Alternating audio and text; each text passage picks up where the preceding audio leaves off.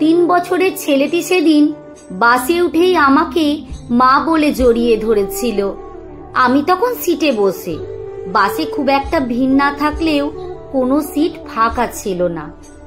আমি সঙ্গে সঙ্গেই বাচ্চাটিকে কোলে বসিয়ে নিই। আমি কোলে বসিয়ে নিতেই পাশ থেকে বছর 7 মেয়েটি বলে উঠল, ভাই, আন্টির কোলে চুপ করে বসে থাকবি। বুঝলাম ওরা ভাই বোন। মেয়েটি আমার সামনে দাঁড়িয়ে আছে আর ভাইয়ের মুখের দিকে তাকিয়ে মিটি মিটি হাসছে। 2 বাচ্চার খুনসুটি দেখে আমারও বেশ ভালো লাগছে। পাশেই ওদের বাবা দাঁড়িয়ে আছেন। বাচ্চা দুটো বেশ মিষ্টি দেখতে। ভাবছি তখন এমন 2 বাচ্চা পেয়ে ওদের মা বাবা তাহলে কত খুশিতে থাকে।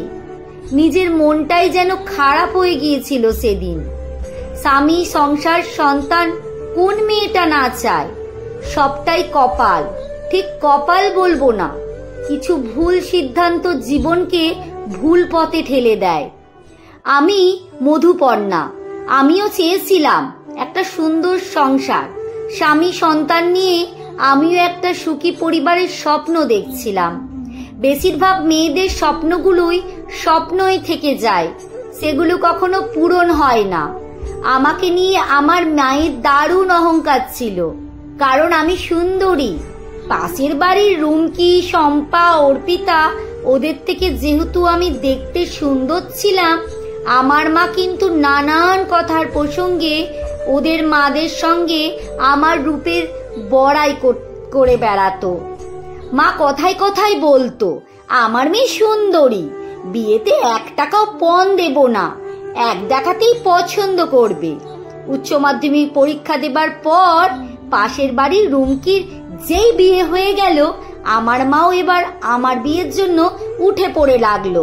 বাবাকে বলতে শুরু করলো, দেখো রুমকির বাবাকে, মেয়েকে তো ওই রকম দেখতে, তাও আবার ভালো একটা ছেলে জোগাড় করে ড্যাংড্যাঙিয়ে মেয়ের বিয়ে দিয়ে দিল চোখের সামনে, আর তুমি হাত গুটিয়ে বসে আছো।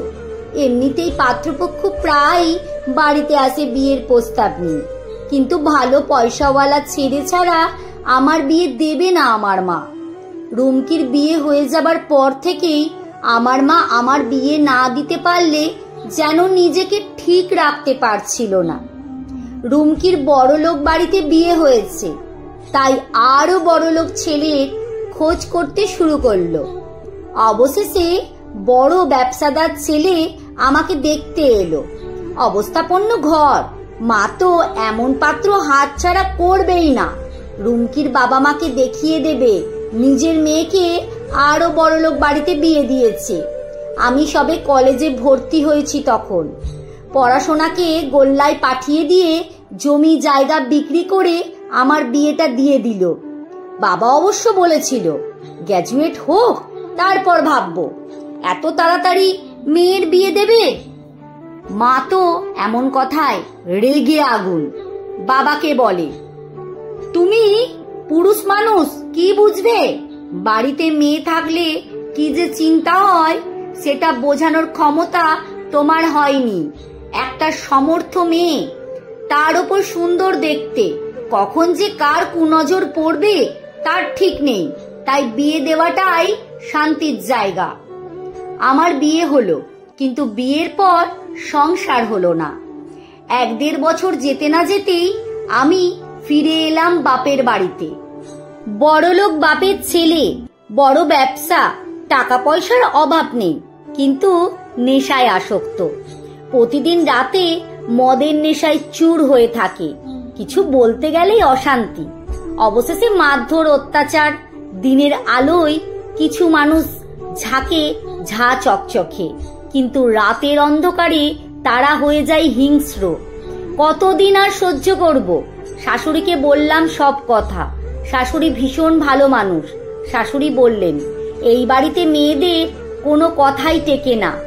আমাকে তো আর বিয়ের কথাবার্তা বলতে নিয়েও যায়নি।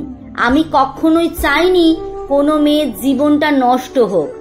তুমি এ বাড়িতে থাকলে একদিন ড্যাসি হয়ে যাবে, পারলে চলে যাও। অনেক যন্ত্রণা আমি সহ্য করেছি, তুমি পারবে না। বুঝলাম শাশুড়ি আমার ভালোই চান। ভালো মানুষরা কখনো কারোর খারাপ চায় না। শেষমেশ ডিভোর্স হয়ে বাপের বাড়ি চলে আসি। যখন বাপের বাড়িতে চলে আসছিলাম, আমার শাশুড়ি বলছিলেন, স্বামী মানুষটা ভালো হলে কুড়ে ঘরেও থেকেও সুখ। আমার ছেলেকে আমি মানুষ করতে পারিনি, তাই ভালো মা হতে পারিনি। সংসারের মানুষরা ভালো না হলে সে সংসার মেয়েরা কখনো মূল্য পায় না। আমি তো এ জন্মে আর বেরোতেই পারলাম না। তুমি বেরিয়ে গিয়ে নিজের মতন করে বাঁচো। আমি বাঁচবো বলেই তো বাঁচা যায় না। মানুষ খেতে পড়তে পেলেই বেঁচে থাকে না। মানুষ বাঁচে আনন্দে, মানুষ বাঁচে ভালোবাসায়। একটা কথা সব থেকে বড় সত্যি, মেয়েরা বিয়ের পর শুধুই শ্বশুর বাড়িতেই অত্যাচারিত হয় তা নয়। বিবাহিত মেয়ে বাপের বাড়িতে ফিরে এলে তার যে কি অবস্থা হয় সেটা বলে বোঝানো যাবে না হয়তো। বাপের বাড়িতে আসার পর থেকে আমি আরো অসহায় হয়ে পড়লাম। আমাকে ভালো চোখে দেখলো না আমার মা। আমার জন্য কোনো সহানুভূতি তো নেই, উল্টে আমাকে দোষারোপ করতে শুরু করলো। আমি নাকি সংসার করতে পারিনি। মা কথায় কথায় বলতে শুরু করলো, নিজের সংসার ভেঙে আমার সংসার জ্বালাতে এসছিস? দেখ গিয়ে শম্পা রুম্পিকে কেমন সুন্দর করে সংসার করছে, আর তুই এসে পড়লি আমাদের ঘাড়ে। জমি জায়গা বিক্রি করে বিয়ে দিয়েছিলাম আমাদের ঘরে বসে থাকার জন্য। শ্বশুর বাড়িতে অনেক কিছু হবে, সেগুলো সহ্য করতে হয়। উঠতে বসতে আমাকে খোঁটা দিতে শুরু করলো। একটু কিছু হলেই বলতো, 4 বেলা গিলছিস? বাপের জমিদারি আছে নাকি যে তোকে বসে বসে খাওয়াবে? রাস্তা দেখ, এখানে ওসব চলবে না। বুঝলাম আমি গলগ্রহ। একবার মেয়েদের বিয়ে হয়ে গেলে বাপের বাড়ির প্রতি তার আর কোনো অধিকার থাকে না। আমাদের সমাজে মেয়েদের বিয়ে মানে নিজের বাপের বাড়ির প্রতি অধিকার হারানো। সত্যিই তো, সংসার তো মায়ের। মায়ের সংসারে থাকা মানেই একটা বাড়তি বোঝা। আসলে সংসারের কর্তৃত্ব কেউই ছাড়তে চায় না, সে শাশুড়িই হোক আর নিজের মাই হোক। আমি ভাবলাম এই সব কিছুর জন্য আমিই দায়ী। আমার দোষটা কোথায়? আমাকে পড়াশোনা করতে দেয়া হলো না, আমাকে জোর করে বিয়েটা দেয়া হলো। বিয়ের পর শ্বশুর বাড়িতে অত্যাচারিত হলে সব সময় শাশুড়ির দোষ দিই, কিন্তু নিজের মা? মেয়েরা বিয়ের পর বাপের বাড়িতে ফিরে এলে আরো নিপীড়িত হয় মায়ের দ্বারা। নিজের মা তখন শাশুড়ির থেকেও বেশি ভয়ঙ্কর হয়ে ওঠে। সেদিন শ্বশুর বাড়ি থেকে বেরিয়ে এসেছিলাম, সেদিন আমার শাশুড়ি বলেছিলেন, বৌমা, এ বাড়ি থেকে বেরিয়ে নিজের মতন করে বাঁচো, অন্তত শান্তিতে থাকবে, অন্তত তোমার পরের জীবনটা ভালো কাটবে, এই আশীর্বাদ করি তোমায়। বাপের বাড়িতে ফেরার পর মনে হচ্ছিল সেদিন শাশুড়ি মা আমাকে অভিশাপ দিয়েছিল এসব বলে। ভালো তো হলোই না, বরং আরো খারাপ হলো। পরে বুঝেছিলাম আমাকে উনি আশীর্বাদই করেছিলেন। জীবনে আমার মায়ের থেকে আমি যেভাবে ভালোবাসা পাইনি, কিন্তু এই শাশুড়ি মা আমাকে ভীষণ ভালোবাসতেন। এখনো ওনার সাথে আমি যোগাযোগ রেখেছি। মাঝে মধ্যে উনি আমার বাড়িতে আসেন, একটা মায়া কাজ করে। বউ কি, এখন আমার ভরা সংসার, ছেলে মেয়ে আর স্বামীকে নিয়ে ভালো আছি। 7 বছর হলো আমার বিয়ে হয়েছে। স্বামী ব্যাংকে চাকরি করেন। ভাবিনি কখনো এমন একটা ভালো মানুষকে জীবনে পাবো। আমার জীবনের স্বপ্নটা সার্থক হয়েছে। একটা সুন্দর সংসারে স্বপ্ন দেখেছিলাম, সেটা আজ পেয়েছি।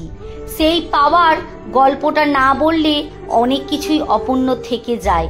আসলে নিজের জীবনের কথা বলতে গিয়ে বাসের সেই ঘটনাটা বলতে বাকি রয়ে গেছে। সেদিন বাসে বাচ্চা ছেলেটি আমার কোলে আর মেয়েটির সাথে আমি কথা বলতে শুরু করলাম। জিজ্ঞেস করলাম, কি নাম তোমার? মামুনি। তারপর মেয়েটি নিজে থেকেই বলল, আমার ভাইয়ের নাম ময়ূক। কি মিষ্টি নাম। তা কোথায় গিয়েছিলে? মামার বাড়িতে ছিলাম, এবার বাবার সাথে বাড়ি যাচ্ছি। তা তোমার মা আসেনি? আন্টি, আমার মা তো নেই।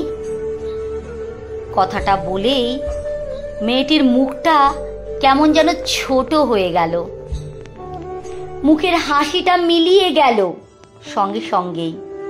পাশে দাঁড়িয়ে থাকা ওর বাবা মেয়ের মুখের দিকে তাকিয়ে চটজলদি পকেট থেকে লজেন্স বের করে মেয়েটিকে হাতে দিয়ে বলে, মনি, ভাইয়ের হাতে একটা দাও, আর একটা তুমি খাও। বুঝলাম প্রসঙ্গ ঘুরিয়ে দেবার জন্যই এই পদক্ষেপ। যতই হোক বাবা তো, বুঝতে পেরেছিলাম ওনার মনের অবস্থা, তাই খারাপ লাগছিল।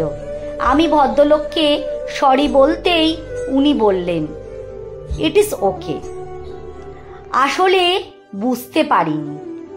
না না, ঠিক আছে। এরপর আমার বাস থেকে নামার সময় হলো। আমি উঠে দাঁড়াতেই ঘটল সেই অদ্ভুত ঘটনা। বাচ্চা ছেলেটি কিছুতেই আমাকে ছাড়ছে না, শাড়ির আঁচলটা টেনে ধরে রেখেছে, আর মা বলে বলে চিৎকার করে কাঁদছে। বাসের সব লোক তো তখন তাকিয়েই আছে, কোনোভাবেই ছাড়তে রাজি নয়। ওদিকে ওর বাবা বোঝানোর চেষ্টা করছে, কিছুতেই কিছু না, আরও চিৎকার করে কাঁদছে বরং। এদিকে আমার স্টপেজ চলে এসছে। হঠাৎ বাচ্চা মেয়েটি বলে ওঠে, আন্টি, ভাই যখন ছাড়ছেই না, চলো না আমাদের সাথে আমাদের বাড়িতে, তুমি আমার মায়ের মতন দেখতে। এই একটা কথাতেই আমাকে দমিয়ে দিয়েছিল সেদিন। আমার স্টপেজ ফেলে আমি চলে এসেছি অনেকটাই। সেদিন আমি যেন দুটো বাচ্চার মা ডাকটা শুনতে পেয়েছিলাম আমার হৃদয়ে। পারিনি মাতৃহারা ওই দুটো বাচ্চাকে দূরে সরিয়ে রেখে নেমে যেতে। কেন জানি না সেদিন চলে গিয়েছিলাম ওনার বাড়ি পর্যন্ত। ভদ্রলোক আমাকে না করেনি। আমার আর কম্পিউটার ক্লাস যাওয়া হয়নি সেদিন।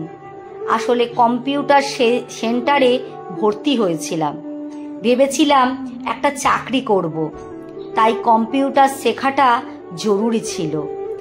বাড়িতে যেভাবে মায়ের থেকে কথা শুনছিলাম, তাতে আর বাড়িতে থাকতে পারছিলাম না।